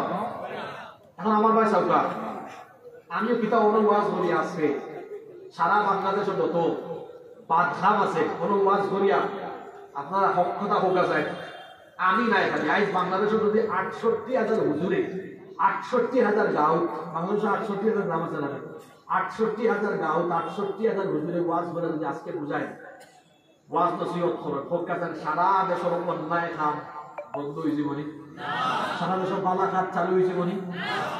এর লাগে আল্লাহ কইছ, তোমরা মুসলমান হল, তোমরা হইলে সর্বোত্তম জাতি, হোকা সুবহানাল্লাহ। সর্বোত্তম জাতি মানুষ এমনি হয়নি, কিছু খামতা খারাপ খানা তারা খামতা কিনা।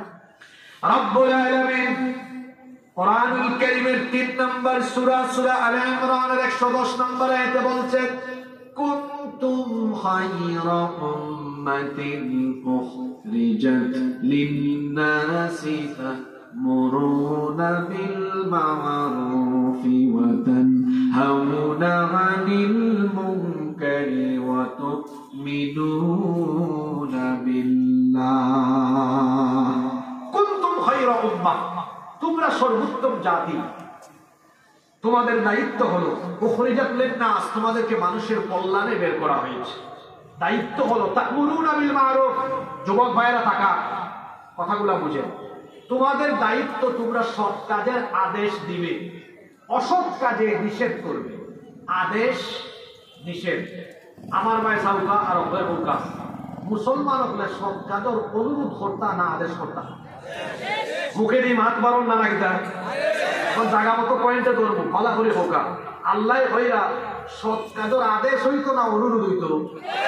আরো করে এখন বলেন তো আপনারা, আমার দেশে যখন ইসলাম বিরোধী শিক্ষা ব্যবস্থা, অনইসলামিক কোরআন বিরোধী কোন আইন যখন প্রতিষ্ঠা হয় বা চালু হয়, তখন আমরা সরকারকে আদেশ করি না আমাদের দাবি পেশ করে অনুরোধ করি? জোরে বলেন। তাহলে বোঝা গেল আমাদের রাষ্ট্র ব্যবস্থায় কোরআনের শাসন না থাকায় আমরা আলেম উলামাও 6 দফা, 9 দফা, 10 দফা, 13 দফা দাবি নিয়ে অনুরোধ করতে যাই, আর সুযোগ বুঝে আমাদের উপর লাগায়। তার কারণ হলো আমরা ইসলামকে, কোরআনকে অনুরোধের জায়গায় রেখে দিয়েছি। কোরআন এসেছে ড্রাইভিং সিটে থাকার জন্য, প্যাসেঞ্জারের সিটে থাকার জন্য নয়। ওই জায়গা পার্লামেন্ট, সেক্রেটারিয়েট, বঙ্গভবনে যখন কোরআনের আইন প্রতিষ্ঠা করা হবে, তখন আর অনুরোধ নয়, আদেশ করে করে, অন্যায় বন্ধ করে সকল ভালো কাজকে চালু করে দেওয়া সম্ভব হবে। কথা কিতা মাথার ভিতরে হামাইছে নাইলে আস্থা জীবন অনুরোধ দাবি দিয়ে যাইবা। আর দাদা হুজুর হল আসলে আপনারা বলা বলে আস্থা জীবন খালি বাড়ি নেই। কোরআন শরীফ এটারে অনুরোধের জায়গা রাখবার লাগে পাইছে না। কোরআন রাখতে হইব আদর্শের জায়গা। তাই আদেশের মাকাম পর্যন্ত কোরআন গেছেনি, মাতুকা গেছেনি। কোরআন যে আদেশের মাকাম পর্যন্ত পৌঁছানোর লাগে আপনার কাজ করা সবর ইমানি দায়িত্ব, সবর ইমানি। নাম্বার 7, কেন রাষ্ট্র ব্যবস্থায় কোরআনের আইন দরকার? না, এটা তো 6 নম্বর। 6, এজন্য রাষ্ট্র ব্যবস্থায় কোরআনের আইন দরকার। রাষ্ট্র ব্যবস্থায় কোরআনের আইন প্রতিষ্ঠা হলে মানুষ ন্যায় বিচার থেকে বঞ্চিত হবে না, মানুষ সুবিচার পাবে। যে সমাজে, যে রাষ্ট্রে কোরআনের আইন নেই, দেখবেন সেই সমাজে, সেই রাষ্ট্রে বিচারের নামে অবিচার হয়। সেখানে বিচারের নামে প্রহসন করে নিরপরাধীকে অপরাধী সাজিয়ে অন্যায় ভাবে তাকে হত্যা করা হয়। অথচ আল্লাহর কোরআনের বিধান হলো ওয়াইদা হাকামতুম বাইনান নাসি আন তাহকুমু বিল আদল। যখন মানুষের মধ্যে বিচার ফয়সালা করবে তখন ন্যায় বিচার করবে। আদেশটা কার? আল্লাহর নবী কোরআনের ভিত্তিতে মদিনায় একটি রাষ্ট্র প্রতিষ্ঠা করলেন। আর কোরআন ভিত্তিক সেই রাষ্ট্রে বিচার পদ্ধতি কেমন ছিল একটা ঘটনা আপনাদেরকে হাদিস থেকে বলি। আল্লাহ নবীর আদালতে এক মহিলাকে আনা হলো, মাখজুমিয়া গোত্রের কুরাইশে একজন মহিলা। আচ্ছা, আপনারা কি কষ্ট লাগে না? মাহফিল মনে আজকে বেশি লম্বা হয়ে গেছে না নাকি? আমি যেই বছর ইরান কোনো প্রোগ্রাম হয়ে গেছে, সবচেয়ে খারাপ লাগে সিলেটাই, যারা শয়তানে কাতু কুতু দেরি কোনো সিন্নি দেওয়া হইতো না, উঠিয়া দুর্বল। যুগ জামানা পাল্টে দিতে চাই না অনেকজন, এক মানুষ আনতে পারে যাকে সত্তর সত্তর হাজার হাজার সুতানিগুলো লাভ হইতে পারে। আমর খান 10-12 জনও করতে পারে। সত্তর সত্তর যেটা আছে যারা শয়তানে একদিন বাদে বাদে কাতু কুতু মারে, বাইরে রয়া হয়ে ভাও ধরে হইলাম যাও ঠিক হবে। আর যারা অ্যাক্টিভ মানুষ আছে, আমার 5 জন মানুষ হলে বই হবে, আমারও 5 জনের দরকার আছে, নইলে তো আগামী বছর আর এই এলাকার দাওয়াত নিতাম না। এত বিশৃঙ্খলা আমি বাংলাদেশের কোনো জায়গাটা দেখছি না। যে 5টা পয়েন্ট গেছে, এই 5টা পয়েন্ট কিন্তু শেষ হইতে পারবে, কিন্তু ওয়াজ হবে না, আওয়াজ হবে। কিতা ওয়াজ হতাম আমি তো ইলাম পরিবেশ মাতি না, কিতা বললো আপনারা হবে। এই সময়টারে আপনারা হুদা নষ্ট করতেন, বাড়ি ঘুমাইলে ভালো। আমি তো 5টা পয়েন্ট করছি, এমন কোন সাহসী ভাই আছে 5টা পয়েন্ট, শুধু পয়েন্টগুলো আপনার ভাষায় বলতে পারবেন।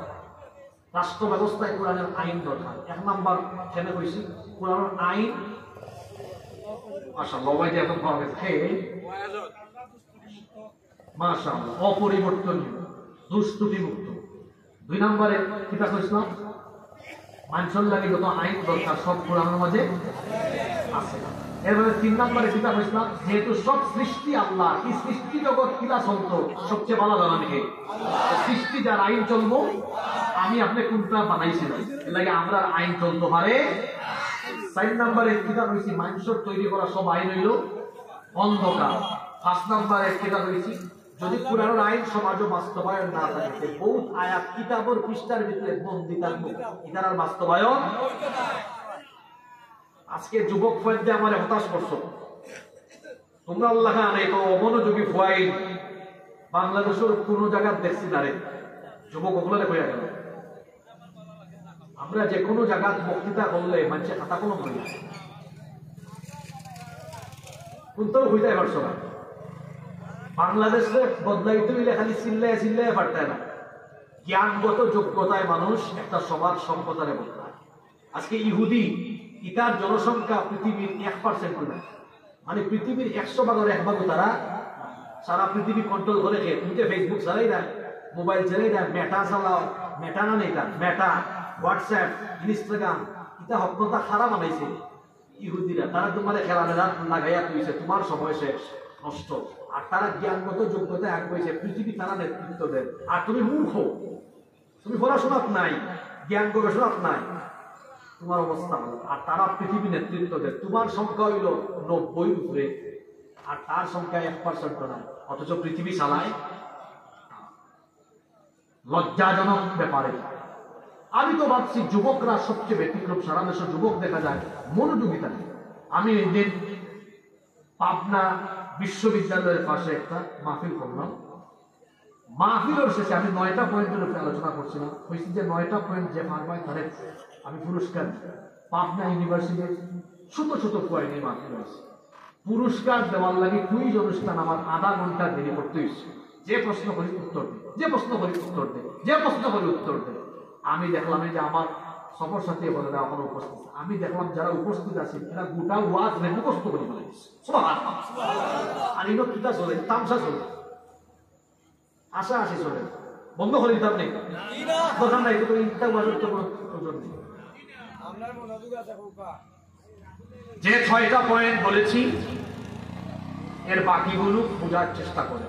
কেন রাষ্ট্র ব্যবস্থায় কোরআনের আইন দরকার? সবাই ফাল্টান না কেন আপনারা তো বচ্চর কারণ সুদ দেখায়, দুর্নীতিবাজ, বাটপা, সিটা ইত্যাদি ধরে দেওয়া আইন আর ক্ষমতা শাসনের দায়িত্ব। আর বালা বালা মানুষ যারা কোরআন বালা মানুষ ইতারা রাখছেন আপনি সাইটে ফেলাইয়া। যদি এই সুরবাট ফারাক বিপরীতে আল্লাহ বালা মানুষ সকলে সমাজ আর রাষ্ট্রের দায়িত্ব দেওয়া যায়, এই দেশ মুহূর্তেই বদলে দিব ইনশাআল্লাহ।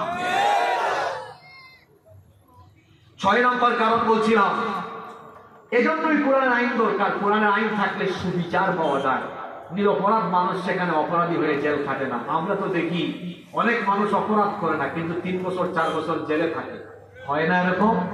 অপরাধ করে নাই, মিথ্যা মামলায় তাকে ফাঁসি দেওয়া হয়। কোরআনের পাখি আল্লামা দেলাওয়ার হোসেন সাঈদ রহমতুল্লাহ আলাইহি, তিনি যুদ্ধাপরাধ, মানবতা বিরোধী অপরাধে যুক্ত ছিলেন। এটা তো মানুষ দূরের কথা, শয়তানও বিশ্বাস। আমি সাইদি সাহেবের জানাজায় গিয়েছি। সুখরঞ্জন মালিক যে ছিল রাষ্ট্রপক্ষের সাক্ষী, রাষ্ট্রপক্ষ এনেছে তাকে সাইদি সাহেবের বিরুদ্ধে সাক্ষী দেওয়ার জন্য, কিন্তু সে এসে সাইদি সাহেবের পক্ষে সাক্ষ্য দিবে বলে রাষ্ট্রপক্ষ তাকে গুম করে ভারতে পাঠিয়েছে। এই সুখরঞ্জন মালিককে সাইদি সাহেবের জানাজায় আমি দেখেছি। সে আর আমি এক রুমে ছিলাম। তাকে জিজ্ঞেস করলাম, আপনি তো রাষ্ট্রপক্ষের আইনজীবী ছিলেন, সাইদি সাহেব কি আসলেই রাষ্ট্র তার বিরুদ্ধে যে অভিযোগ এনেছে এ ব্যাপারে এই অভিযোগগুলো সত্য কিনা? সে বলল, আমি একটু পরে মাঠে চিল্লায় বলবো, আপনি তখন শোনেন।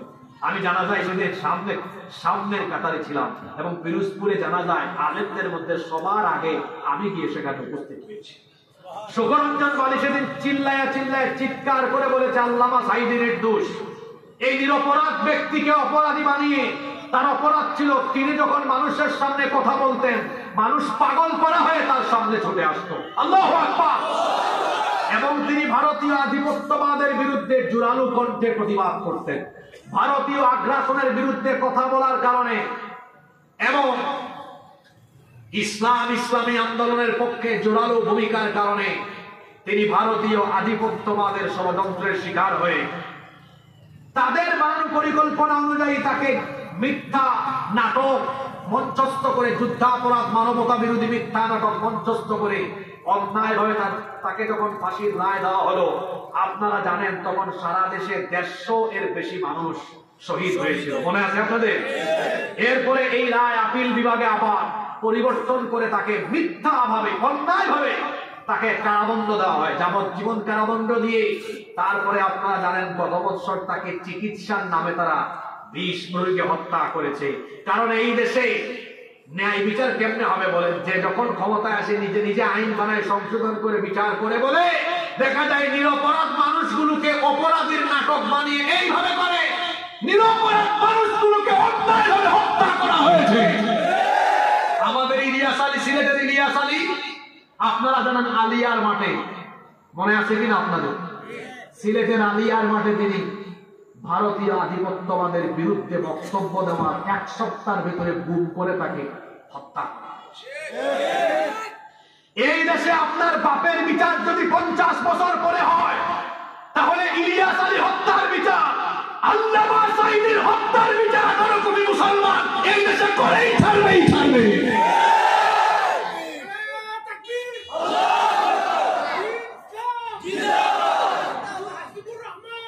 হাসিবুর রহমানের নামে স্লোগান দেওয়া, স্লোগান দেওয়া কোরআনের নামে, আল্লাহ, ঠিক আছে রে কথা, স্লোগান দেব রসুলের নামে। তাই না আমাদের তোরা ভাব দিরা একটু তোরা মজা করলাম। আসলে আমার ভাই অনেক মহব্বত করে না, আমার ইকান না হইলে মানুষের প্রধান দেবো না হয়ে লাগে বসে। আর মাঝে মাঝে সিরোটি মারলে আপনারা বেজাল হইল। তো আমার কমন কথা, নিজের এলাকার মানুষের সামনে বেশি সময় কন্ট্রোলের ভিতরে থাকা নাই, মাঝে মাঝে হওয়া দরকার আছে না? আচ্ছা, তো 6 নম্বর পয়েন্ট কেটা বলছিলাম যে কোরআনের আইন এর লাগে দরকার। তাহলে কোরআনের আইন রাষ্ট্র থাকলে সব মানুষের ন্যায় বিচার হবে, সব মানুষের কিতা হইব। আপনার একটা কিচ্ছা নাই, একটা ঘটনা হইতাম নি ঘটনাটা। আল্লাহ নবী কোরআনের ভিত্তিতে মদিনায় একটি রাষ্ট্র কায়েম করলেন। সেই রাষ্ট্র ব্যবস্থায় তিনি কোরআন দিয়ে বিচার করেন। আল্লাহ নবীর আদালতে একবার এক মহিলাকে আনা হলো। জোরে বলেন, কাকে আনা হলো?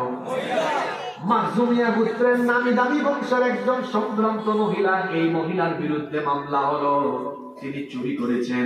চুরির অপরাধে তাকে আদালতে সোপর্দ করা হয়েছে। বিচারক হলেন আল্লাহর নবী। সাহাবায়ে কেরাম এবার পরামর্শ করতে বসে গিয়েছেন, এত নামি দামি বংশের মহিলা যদি আল্লাহর নবী বিচার করতে গিয়ে অপরাধ প্রমাণ হওয়ার পরে এই মহিলার বিচার কোরআন দিয়ে রায় দিয়ে দেন, তো আমরা সবাই জানি কোরআনের রায় হলো চোর বা চোরনি অপরাধ প্রমাণ হলে তার ডান হাত কেটে দাও।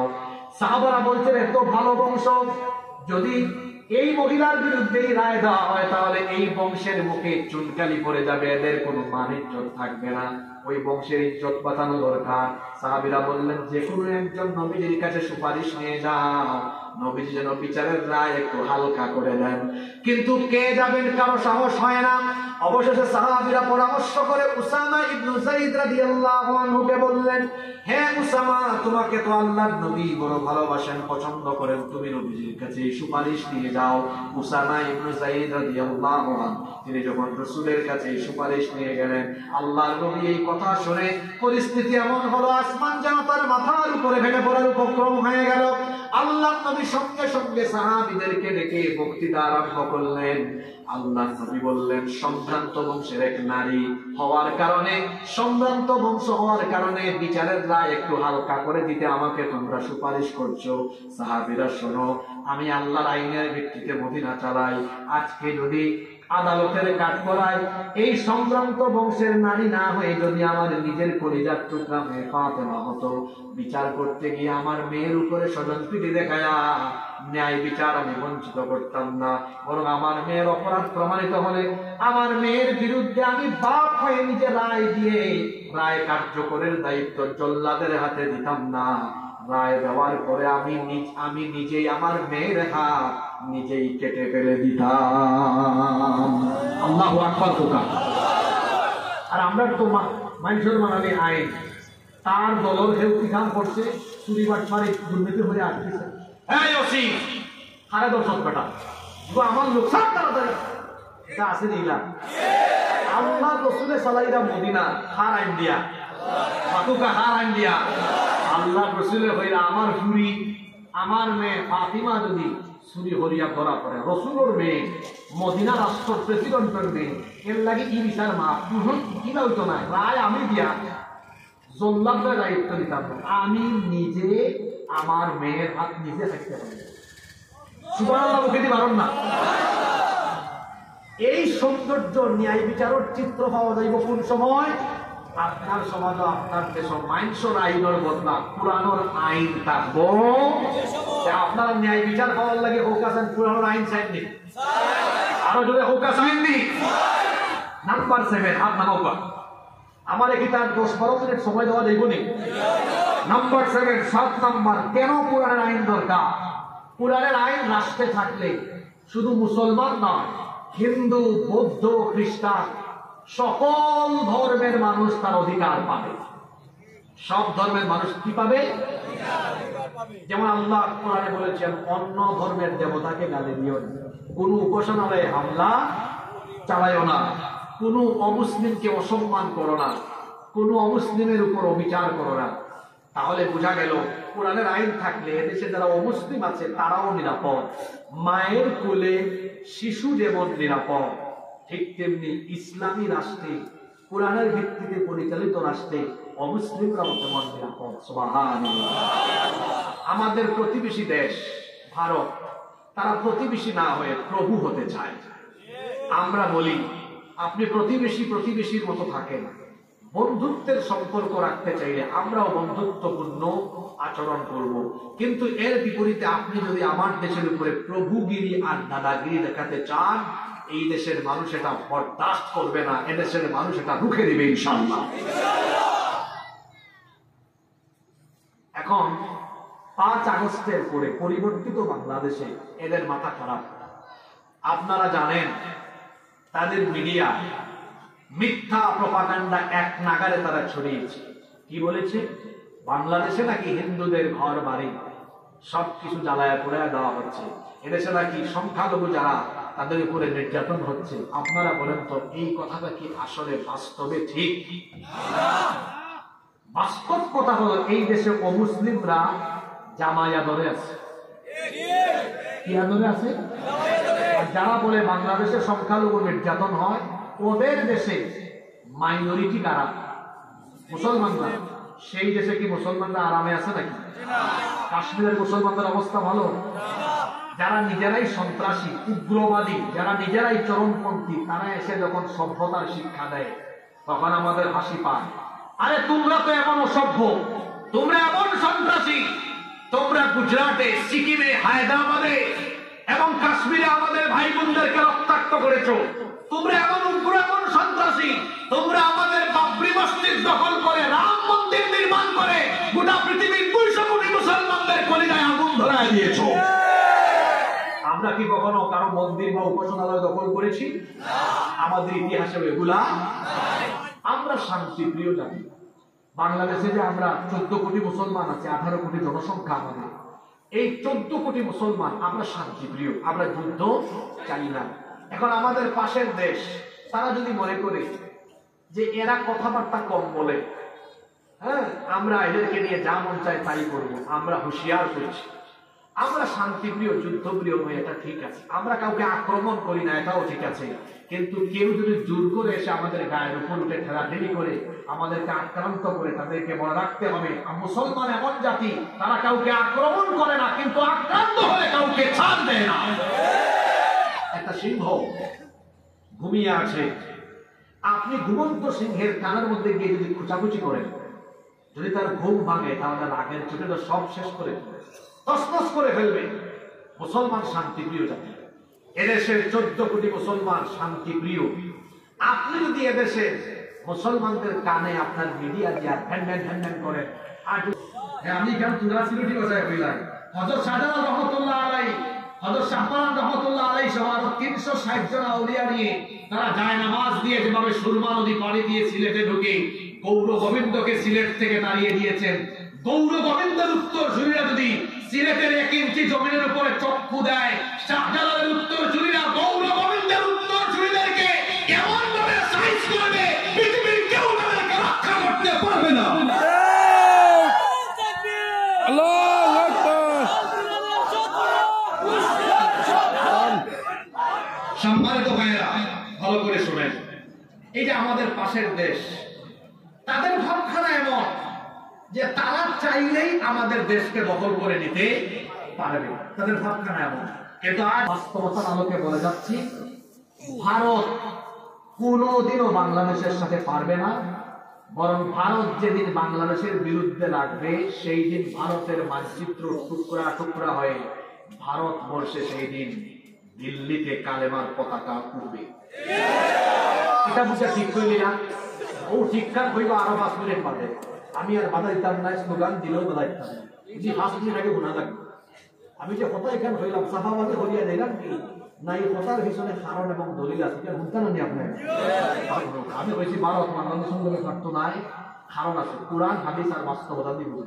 1 নম্বর পুরাণিক কারণ। পুরাণিক কারণ কেন পারতো না? পৃথিবীতে কোন যুগে মুসলমানরা সংখ্যা দিয়ে বিজয়ী হয় নাই, কোয়ান্টিটি দিয়ে নয়। মুসলমান বিজয়ী হয়েছে কোয়ালিটি দিয়ে। জোরে ওকা চাই, মুসলমান বিজয়ী হয়েছে কিতা দিয়া? আচ্ছা, বদরের যুদ্ধ মুসলমানের সংখ্যা কত আছে? 313। কাফিরের সংখ্যা কত? 1000। আমরা সংখ্যায় কম আসলাম না বেশি আসলাম? বিজয়ী হয়েছে কে? আমরা। আমরা সংখ্যায় কম হয়ে যাবো, বিজয়ী গেলাম কেন? আমরার মাঝে তারা গেছে সকল অস্ত্র বস্ত্র আছে, কিন্তু আমরা গেছে আমাদের সবচেয়ে বড় অস্ত্র, যার নাম কি? ইমান নিয়ে আমরা যখন দাঁড়াইছি, আল্লাহ তখন আমরা শক্তি দিয়েছেন, আর ফেরেশতা ফাটাইয়া সাহায্য হইয়া বিজয় দিয়েছেন। সুবহানাল্লাহ। আর হিবাই যখন যুদ্ধ হয়েছে, 10,000 কাফিরের বাহিনী। কত হাজার? মুসলমানদের সংখ্যা আছে মাত্র 3,000। মাত্র 3,000। খন্দকের যুদ্ধ কাফির হল ভাগ্যা গেছে, মুসলমান হলে বিজয় দিয়েছেন কে? তাহলে কোন যুগে মুসলমান সংখ্যা দিয়ে বিজয়ী হয় নাই, মুসলমান বিজয়ী হয়েছে বলে ইমানের কোয়ালিটি দিয়ে। ইমানের যেটা জোয়ার ভাই তোর ব্যাটারি চার্জ গেছে কি, আজকে এখানে চার্জ দেওয়া দিলাই। কোরআন শরীফের 8 নম্বর সূরা। কত নম্বর সূরা? 8 নম্বর সূরা। সূরার নাম হলো আনফাল। সূরার নাম কি? আনফাল। সূরা আনফালের 65 নম্বর আয়াত। কত নম্বর আয়াত? কত হোক আল্লাহ কিতাব হইরা, আল্লাহ হইরা ইয়াকুম মিনকুম 20 সাবিরুনা ইয়াগলিবু মিআতাইন। যদি তোমার মাঝে ঈমানওয়ালা 20 জন মানুষ থাকে, 200 জন কাফিরকে তারা পরাজিত করবে। সুবহানাল্লাহ। 20 জনে মাত্র না জানেন, জোয়ান ভাই তোর আমার বুড়া মানুষ লাগানো গেল না, 20 জনে 200 আনন্দে 20 শেষ নাই, আরো তুলা বাকি রয়েছে। وَإِنْ يَكُنْ مِنْكُمْ مِئَةٌ يَغْلِبُوا أَلْفًا مِنَ الَّذِينَ كَفَرُوا। আর যদি তোমরা ঈমানওয়ালার সংখ্যা হয় 100, 1000 কাফিরদের তোমরা পরাজিত করতে পারবে। আগে আপনার হিসাবটা আমার করিয়া আনি। আমি যে কইছিলাম ভারত কোনোদিন বাংলাদেশের লোকে পারতো না, ওখান থেকে ও আয়াত থেকে আপনি বাড়িতে গিয়া পয়সা পালা করে পুরান ওখান খুললে আপনার মোবাইলে করতে মানে আপনি বাংলা অনুবাদ ওখান করবা কেনে হইয়া গেছে ভারত জীবনে কোনোদিন বাংলাদেশের লোকে কেনে পারতো না। এখন কইলাম আল্লাহ কইলা ঈমানওয়ালা 20 জনে 200 জনকে পরাজিত করতে পারে, 100 জনে 1000 জনকে পরাজিত করতে পারে। এখন একটা ভাগ মারো কাছে ভাগ 1000 ভাগ 100 আর 200 ভাগ 20। এই তো এই ভাই দেখলাম 20 এত মানে পাস করে বা খেয়ে হাত তুলে দাও, মাশাআল্লাহ ঠিক আছে। এটা তোরা গিফট তো কোনটা বাধা না হইব। আচ্ছা কতজন করছে? মানে একজনের মাত্র কয়জন? এই যুবক পয়েন্ট পাই গেলা। আরে হায় একজনের উপরে কত বলবো এটা হোকা এই শক্তি আল্লাহ দেননি। এটা হুজুর ওখানে সাক্ষী রেখে এক ঘটনা তোলা করা হয়ে যায় কইতাম নি। ও যে খায়বারের যুদ্ধ হযরত আলী রাদিয়াল্লাহু আনহু, এই যে আমরা সিলেটি ভাষায় কই দুয়ার বিরাট বড় এক দুয়ার, এক হাত লইয়া দুয়ার তলোয়ার এক হাত আর হাত দুয়ার মানে দরজা দি সাইজ করা আরম্ভ করতে কাবিল সুবহানাল্লাহ। এই দুয়ার এমন বা এখান থেকে কয়েকজনে মিলিয়া তুলা দেওয়া লাগে, আর আলী রাদিয়াল্লাহু আনহু এক হাত লইয়া কুমারি আরম্ভ সুবহানাল্লাহ। যুদ্ধ শেষ হয়ে গেছে, সাহাবী হলো কইরা ও আলী শুনলাম তুমি বলে ও দুয়ার ওখান আতো লইয়া দুম বইলা নিবাইলে এটা কিলা করলা? বলে কিলা করছি মানে ওই লোক কিলা করছে তাই আতো লইয়া এখন আর তুলা দিতা। আল্লাহ রসুলে দেখিয়া মুচকি মুচকি আসলা আর কইরা আলী তোমার শক্তিতে তুমি কাফির অপরের উপরে বিজয়ী হইছো না। আসলে খায়বারের যুদ্ধ কাফির অপরের সাইজ হলার লাগে আল্লাহ খায়বারের দিন তোমার শরীর এত শক্তি দাইলা দিছে। ওই যে বাংলাদেশের জুলাই আর আগস্ট মাস মানে ফেসবুকের ভিডিও একটা ভাইরাল হয়েছে, পুলিশে হয় স্যার এগুলো মারলে সাইবু পাই যায় আর কত মারতাম বাচ্চা কোকাসান। ও যে ফুরু ফুরু ছোট ছোট স্কুল কলেজের বাচ্চায় ইতার কাছে কোনো অস্ত্র নাই, কুর্তা নাই, লাঠি ছুটাও না, কিবাই খালি গেলেও বুম বুম মারে। দেখলাম সিলেট ফেসবুকে দেখছি এই যে চৌহাট্টা নয়া সড়ক পয়েন্ট হায় রে হায় কত গুলি করছে, কিন্তু এই বাচ্চাগুলোর অত কুর্তা নাই। কিন্তু দেখা যায় এত গুলি করার পরেও এরার ভিতরে বুক পড়া সাহস আর তেজ এই সময় আল্লাহ এই সময় দান করছেন কে? চিন্তা করছেন আমি যদি আল্লাহ আল্লাহ রসুলের বলে তোমার গাছ আল্লাহ নিজেই দিন শক্তি আল্লাহ দিচ্ছে। এখন সুবহানাল্লাহ তার মানে বোঝা গেল যুদ্ধর মাঠে মুসলমান এখন ঈমান নিয়ে দাঁড়াইলে এই সময় স্পেশাল শক্তি আয় হার পক্ষ থাকে। দেখি জুলাই আগস্ট যারা গেছলাই পুরো হওয়া ছাত্র হলে হইলাম এই সময় আলাদা একটা টেপ আসিল না আসিলনি? আমার কথা আমি কই, আপনারা বক্তৃতা শুনছেন না? আমি তো নিজে বাসা থাকতাম পারছিলাম, ঘুমাইতাম পারছিলাম, বাইরে বাইরে লাইট খাটাইছি। এই সময় আমরা অত জীবনের ঝুঁকি নিয়ে মারছি, রাস্তা তো আলাদা একটা টেপ বিষয়। আল্লাহ ও এত বইলা যে যুদ্ধের টাইমে মুমিন যদি খালি ঈমান নিয়ে উবাইতে পারে, যেমন বদরের যুদ্ধ 313 জন লইয়া আল্লাহ রসুল যুদ্ধ গেছে। এখন আল্লাহ রসুল টেনশন হায় রে হায় আইস কি তো হইব। আল্লাহ আয়াত নাযিল করছেন ও নবী এই 313 জন লইয়া আপনি যদি এরা যদি ঈমান লইয়া দাঁড়াইতে পারে তে সাইজ থাকা করা লাগতো না। এরা ঈমান লইয়া দাঁড়াইলে আমি আল্লাহ খুশি হইয়া তারা উভয় থাকবো জায়গা ফেরেশতা পাঠাইয়া কাফের উপরে সাইজ করব। সুবহানাল্লাহ হয় না? আল্লাহ সাইজ করছেন যেখানে প্রমাণ দিলাই এক কাফির আবু জেহেলের পুয়ার নাম হইল ইকরিমা। নাম কি তার?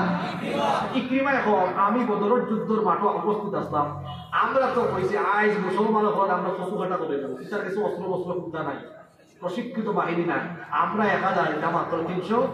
আমরা তো আনন্দের সাথে আগ করিলাম, আটটা দেখি মুসলমান হল আমরা ঠান্ডা আইবার আগে সাদা সাদা পোশাক আর বিরাট বিরাট অস্ত্র নিয়ে আইয়া সারা জানি আমরা নেতা হল শরীরটাকে মাথা খালি ফালায়।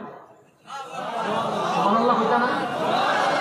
এটা হলো কাফিরের কথা। আর বদরের যুদ্ধে একজন আল্লাহ রাসূলের সাহাবী আবু দাউদ ইবনে মাজিনা তাই কইরা আমি বদরের যুদ্ধতে কাফিরদের ভাই আগে ইসলাম তার বর্তমানে তাটা সেট মারতাম। আরে সেট মারা গেছি নি একটা দিকে খেয়াইয়া খাম বলি বেড়া দিচ্ছে, সাইয়া দেখি সাদা সাদা পোশাক পরিহিত কিছু ব্যক্তি এই খাম কথা। সুবহানাল্লাহ। এই ঘটনা থেকে কিতা বোঝা গেল ইমান লইয়া দাঁড়াইলে আমরা কাম করা লাগতো না, আল্লাহ বাহিনী কাম করবো। আল্লাহ করে এই সময় তোমার শরীরে 100 শক্তি দিতাম না, 15 শক্তি আরো জোরে হিসাব করি নাই। এখন আমরা বাংলাদেশের জনসংখ্যা হইল 18 কোটি, আমরা 14 কোটি মুসলমান সংখ্যা, কিন্তু যুদ্ধের মাঠে উপাইলে আমরা হিসাব আর 14 কোটি না, 14 কোটি গুণ 10 কত তাই হয়।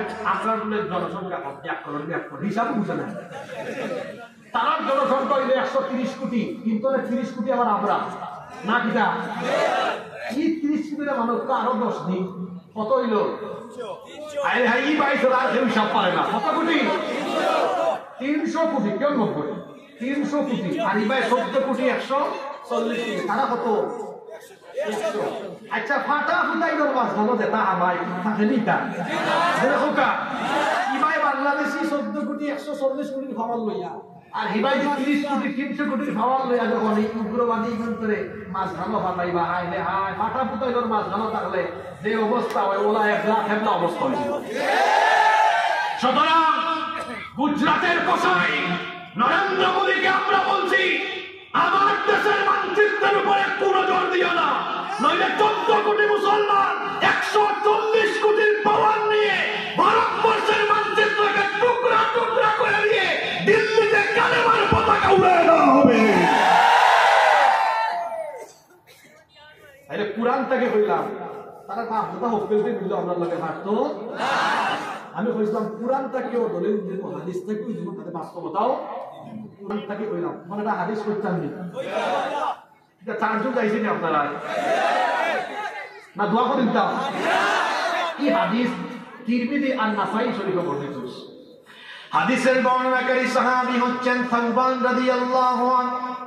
তিনি বলছেন ইসাবাতানি মিন উম্মতি আহরাজাহুমাল্লাহু মিনান নার, আমার উম্মতের দুইটা দলকে আল্লাহ তাআলা জাহান্নামের আগুন থেকে মুক্তি দিয়ে বিনা বিচারে বিনা হিসাবে আল্লাহ তাদেরকে জান্নাত দিয়ে দিবে।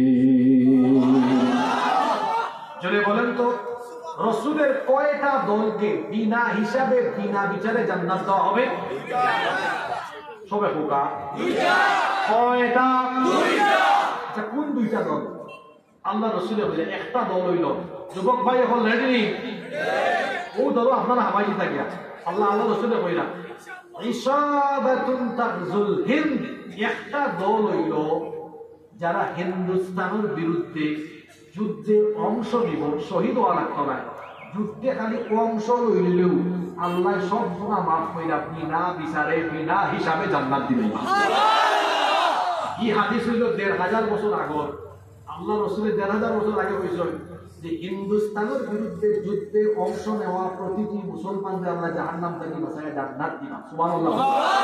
১৫০০ বছর আগের হাদিস থেকে বার্তা পাওয়া যায়, শিক্ষা পাওয়া যায় যে হিন্দুস্তানও মুসলমান আর হিন্দুস্তানি হলো একটা কি হইব, কি হইব এই বার্তা রাসূলের দেয়া গেছে না। এটার নাম হলো গাজওয়াতুল হিন্দ। গাজওয়াতুল হিন্দ। তে আমার যুবক ভাই হলো ফৌকা, এই হাদিসটাকে আমরা যে চার্জ পাইছি আজকে, এখন যদি আমরা তো আগে বলছি আমরা যুদ্ধ প্রিয় না শান্তি, তারা যদি জুড়ে বই আমরা গার উপরে বলি যা যে তো হিন্দুস্তানের যুদ্ধে এই চেতনার কথা আমাদের মাথায় আছে, আমরা আল্লাহর জান্নাত পাওয়ার আশায় আমরা সাহসিকতা নিয়ে যখন তাদের মোকাবেলা করব, আল্লাহর নবী বলেছেন এই যুদ্ধে অসংখ্য মুসলমান শহীদ হবে, কিন্তু আল্লাহ মুসলমানদেরকে বিজয় দিবেন। রাসূলের ভবিষ্যৎবাণী অনুযায়ী আমি বলতে চাই, হিন্দুস্তানিরা যদি আরেকটি যুদ্ধকে অনিবার্য করে দেয়, এদেশের যুবক তরুণ ছাত্র জনতা বৃদ্ধ সবাই গাজওয়াতুল হিন্দের চেতনায় উজ্জীবিত হয়ে যদি এই যুদ্ধে অংশগ্রহণ করে শাহাদাতের চেতনায় রক্ত আর জীবনের বিনিময়ে ভারতবর্ষে তারা কালেমার পতাকাকে উড়িয়ে দিবে। যেন কুরআনটা কি হাদিসটা কি? আচ্ছা ওখান কইলে যে হাদিস কেন শেষ কইলে ভাইবা বুঝুন আজকে ওয়াজ শেষ করলাম, দুই দলের মাঝে একদল তো পাইলাম যারা হিন্দুস্তানের বিরুদ্ধে যুদ্ধ করবে। আমরা যদি এই সুযোগ পাই এটা মিস করবই পাইব, বাবা দল মিস করবই আমরা। আরো দল বাকি রয়েছে না, এটা আমার কোন দল? ওয়াইসাবাতুন তাকুনু মা ঈসা ইবনে মারইয়াম আলাইহিস সালাম। পৃথিবীর একজন নবী এখনো মারা যান নাই, ওই নবীর নাম কি? দাজ্জালকে হত্যা করার জন্য আল্লাহ তাকে আবার পাঠাবেন। তিনি যখন দুনিয়াতে আসবেন, ঈসা নবীর সাথী হয়ে দাজ্জালের বিরুদ্ধে যারা মোকাবেলা করবে তাদেরকে আল্লাহ বিনা হিসাবে বিনা বিচারে জান্নাত দিবেন। বোঝা গেল এই দ্বৈত দল সামনে আগামীতে এই দ্বৈত দল অংশগ্রহণ করার সুযোগ আছে। আমরা যদি হায়াতে হিন্দুস্তানের যুদ্ধ ভাইলাই আর না হায়াতে যদি দাজ্জালকে ভাইলাই তে দ্বৈত দল দিয়ে আমরা হাবাই যাব আর বিনা বিচারে জান্নাতে যাওয়ার চান্স একটা লইব। রানি আসেন নি, এগুলো ভয় পেলে চলবে না। আজ এই রাজনগর মৌলভীবাজার থেকে আমি বলে গেলাম, ইউনূস সাহেব বলেছেন 7 সিস্টারের কথা, আর আমি বলছি ভারতবর্ষের 30টা রাজ্যে সবগুলো রাজ্য চূর্ণ বিচূর্ণ হয়ে যাবে যদি বাংলাদেশের বিরুদ্ধে নরেন্দ্র মোদী কোনো ব্যবস্থা নেয়। তাহলে ভারতবর্ষ মুসলমানদের দখলে এসে ভারতবর্ষে আবার মুসলমানদের সোনালী অতীত ফিরে আসবে।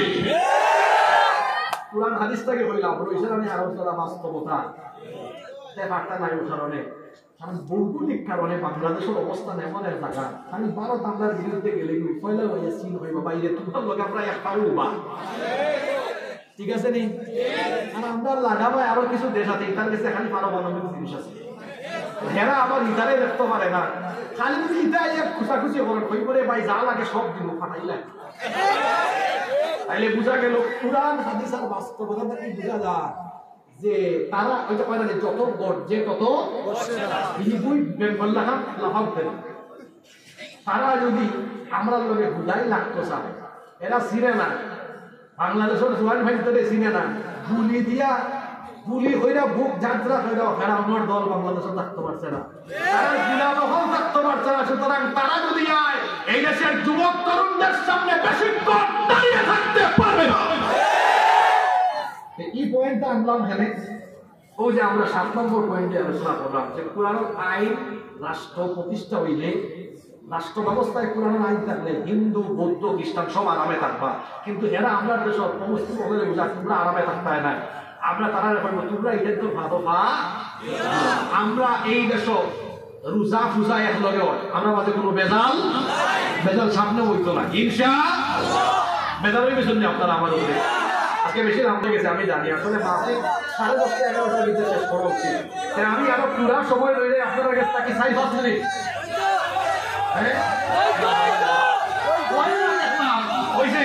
দেখলাম মনোযোগ নাই, অঙ্ক আস্তা ধরে কি হইল যে অঙ্ক শেষ হইতো না, অঙ্ক চার্জ উঠে গেছে নাকি চার্জ হয়েছে নাকি এই চার্জ রূপান্তর করতে হইব কিনা আমরা এই দেশে কোরআনের রাজ কায়েমের জন্য ঐক্যবদ্ধ হয়ে আরেকটি বিপ্লবের প্রস্তুতি নিতে হবে এবং বাংলাদেশের পার্লামেন্টে আমরা কোরআন এবং কোরআনওয়ালা লোকদেরকে বাঁচাই দিতে হবে।